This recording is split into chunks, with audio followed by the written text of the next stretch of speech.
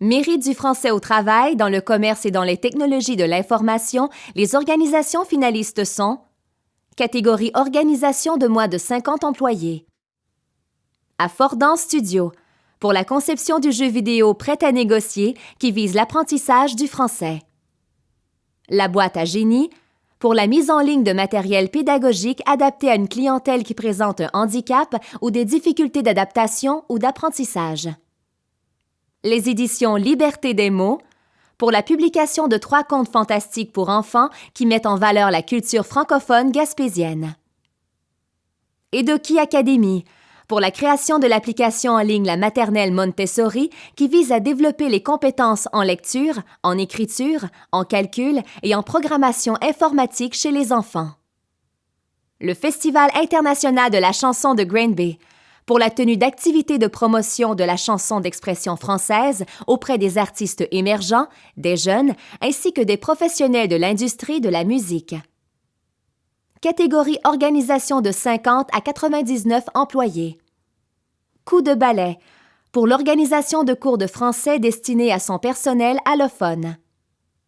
Edgar, pour le lancement d'un blog d'entreprise qui vise à sensibiliser les internautes à la force expressive d'une langue riche et bien écrite.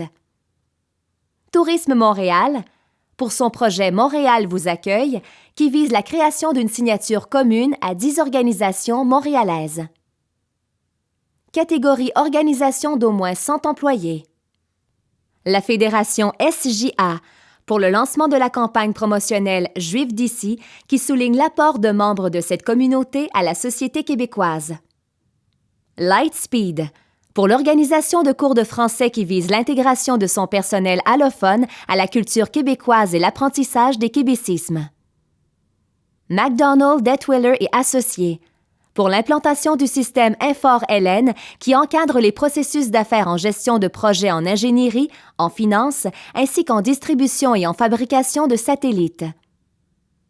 Osler, Hoskin et Harcourt, pour le dynamisme de leur comité de francisation qui a adopté des mesures de valorisation de la langue française.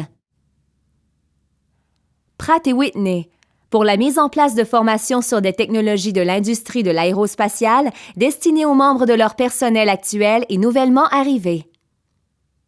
Raymond James, pour la création et la diffusion de documentation qui porte sur les stratégies de placement financier, la planification financière de la retraite et la francisation de ces technologies de l'information. Régulvar, pour la mise en ligne du site web de sa filiale Elcon. TELUS, pour la mise en place d'un programme de perfectionnement du français à l'écrit qui est destiné aux agentes et aux agents du centre d'appel de TELUS affectés au clavardage avec la clientèle. Ubisoft, pour la tenue de cours de français dans l'entreprise destinés à tous les membres de son personnel. Catégorie organisme de l'administration. La Régie de l'assurance maladie du Québec, pour la diffusion auprès de tout son personnel des capsules prescription linguistique qui visent à améliorer la qualité de la langue dans les communications de l'organisation. La Ville de Gatineau, pour l'organisation d'activités de francisation destinées à la population immigrante de son territoire. Catégorie établissement d'enseignement. Le Cégep de Rivière-du-Loup, pour la conception d'affiches humoristiques qui illustrent des difficultés de la langue française. L'École nationale d'aérotechnique, pour l'enseignement en français du logiciel CATIA aux étudiantes et aux étudiants en génie aérospatial. L'École secondaire Honoré-Mercier, pour l'organisation d'activités de célébration du français auprès de l'ensemble des élèves. L'Université Laval, pour l'organisation des ateliers Rêver en français qui visent la découverte de la culture québécoise et le développement des aptitudes à la conversation des étudiantes et des étudiants allophones et anglophones des cycles supérieurs. L'Université de Montréal, pour le lancement de la campagne de promotion de la langue française Le français, c'est dans l'ADN de l'U2M.